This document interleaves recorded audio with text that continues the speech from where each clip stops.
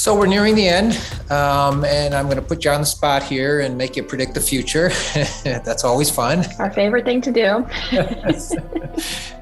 So, we've said it throughout this, and technology just keeps getting better, faster, stronger. And we're seeing so much exciting innovation in the loyalty space. It seems like this pace of evolution has quickened over the last few years. So looking forward, and Emily, I'm going to start with you. What do you think loyalty marketing will look like, in 2030? So I think some of the trends that we've already talked about in terms of the integration of loyalty in the experience, I think it'll become more seamless. Right now, a lot of loyalty experiences, even though they're better done than they may have been 10 years ago, are still kind of a separate experience. There's, you log in and then maybe there's like a separate website you go to. I think we're going to see more of a seamless integration of loyalty into the customer experience that the consumer's already doing. So reducing any remaining friction, whether that's maybe there are going to be some new ways for customers to self-identify. I think we'll see the loyalty mechanics get more embedded into the general shopping experience rather than right now it's kind of a separate shopping experience. So I think we'll certainly see that, and the emphasis on the experience. Marketers are going to get better at measuring the emotional impact and quantifying that emotional impact on the business. And I think that we're going to see a continued focus on that, building that relationship loyalty versus just transactional loyalty. Mary? You want me to jump in? Yeah, so beyond loyalty and engagement, which Emily spoke to, but what's your perspective on what loyalty will look like in 2030?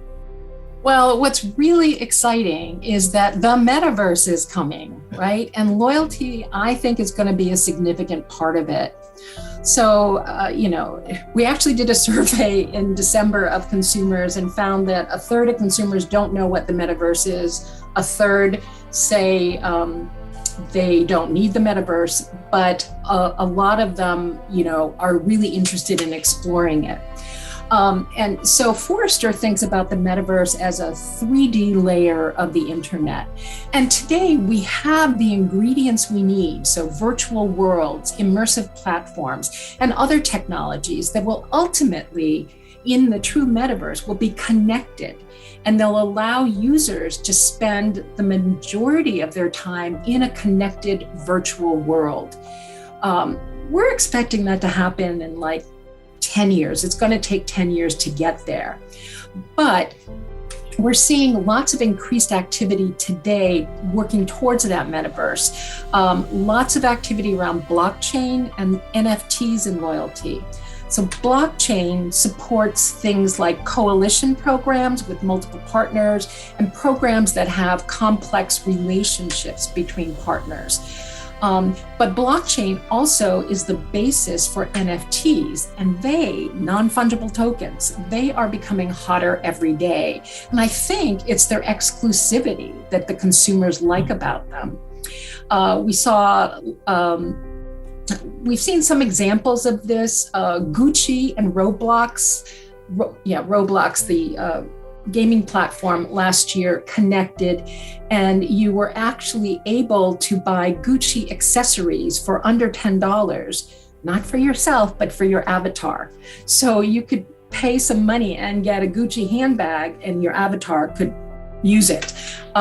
So we saw things like that. We also saw Clinique jump right in. They had a contest in October last year where they offered 3 prizes.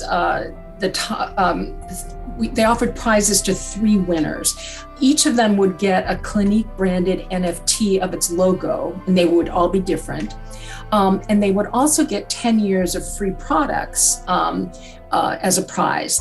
And so they did get these 3 winners, but their goal of that program was to get more people to join their loyalty program they call Smart Rewards, because it was a requirement to be a member, which is free, before you can actually enter the contest for the NFTs. So we're seeing, reliance on these new and, you might say, kitschy, but these are things that aren't going to go away.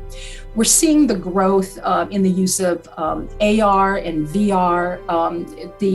It's still going to take a while, some time to get VR like glasses that aren't too heavy, to bring the price down, bring the effectiveness up.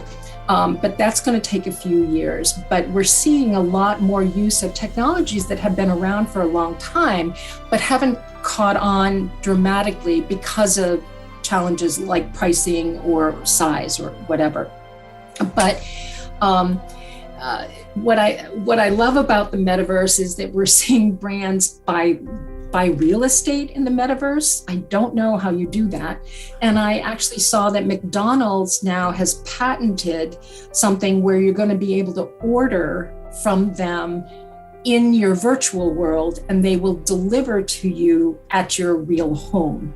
So it's this merging of the digital and physical worlds. And I think loyalty is going to be right in the middle of that. It's all about personalization, meeting individual needs. And I think a lot about being more frictionless, making it easier to do business with a brand. The customer experience is critical to all of this. So expect advances in processes, and expect to spend time in a virtual world if you're not doing it today. I know, I love the seamlessness kind of thread here, because certainly we see an increased expectations from consumers now post-pandemic that they expect brands to have that divide between digital and physical figured out, right? There's less patience for a clunky transition between the digital and the physical with brands. And I think a lot of what we're talking about here in terms of what the future of loyalty looks like is really taking advantage of that seamlessness and making it easier for customers to interact in these new experiences, whether they're in person, whether they're in a virtual world or in like a digital world. So I think I think that there's a huge opportunity for loyalty to get even more seamless and frictionless in the next, 8 years. And exclusive. So. Correct. I love that. The exclusivity piece really taps into the loyalty mechanics of it all. Mary, your thoughts on the metaverse are kind of out there, so it's something I've got to get smarter on. But both. It's not easy. Yeah. But your perspective on where this is all headed is fascinating, and I said it in session one, but I found a true passion in the loyalty industry, as I know both of you are. We as human beings, this is about human relations with other humans, and it's fun. So, look, thank you, Mary and Emily. I always enjoy our conversations, and today was fun. And for everyone, that concludes our Loyalty Masterclass. I hope you found these 3 sessions insightful, informative, and educational. I certainly have learned so much. As I just said, I found my real true passion in this loyalty industry. And my plans are to continue having fun working across the globe, helping brands, build relationships with their customers based on the few things you heard today, based on respect, based on trust, based on an exchange of mutual values. So I say goodbye to all of you. And as someone very dear to me in life used to say, I wish you all peace, love, and joy in your life. And thank you for your participation.